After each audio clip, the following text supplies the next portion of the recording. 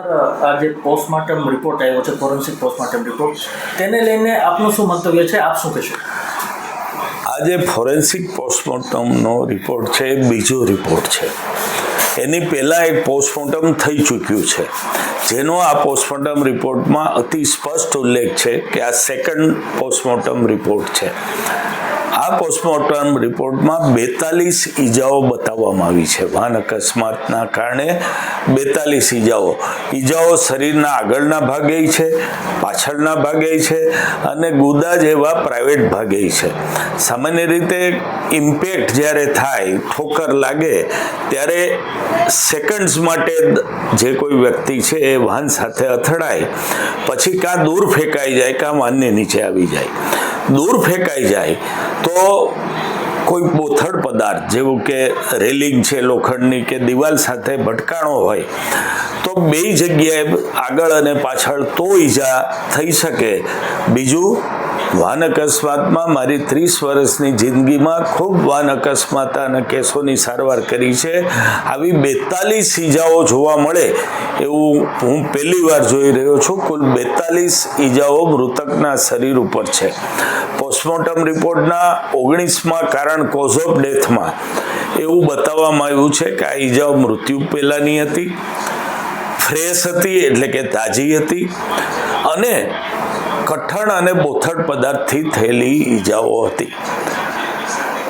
ક્યાંય એવું નથી લખવામાં આવ્યું કે આ ઈજાઓ વાહન અકસ્માતથી સંભવી શકે તેવી ઈજાઓ હતી.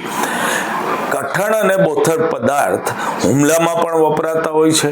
વાહન અકસ્માતમાં પણ હાર્ડ બ્લન્ટ ટ્રક છે, બસ છે, એવી વસ્તુઓ સાથે વ્યક્તિ ભટકાય ત્યારે એવું પિક્ચર આવતું હોય છે.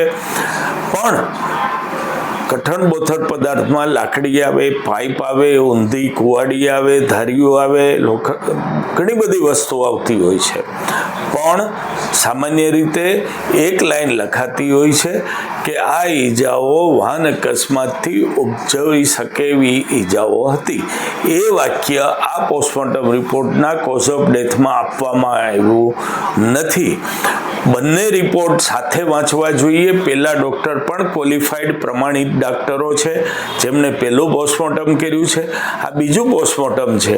જો બે રિપોર્ટ સાથે વાંચવામાં આવે તો ઘણા બધા પ્રશ્નો જે ઊભા થાય છે એનું નિરાકરણ આવી શકે. બીજું કે વિડીયો સાઇટ ઉપરના સીસીટીવી ફૂટેજ શું બતાવે છે એ પણ સંલગ્ન કરવું જરૂરી છે.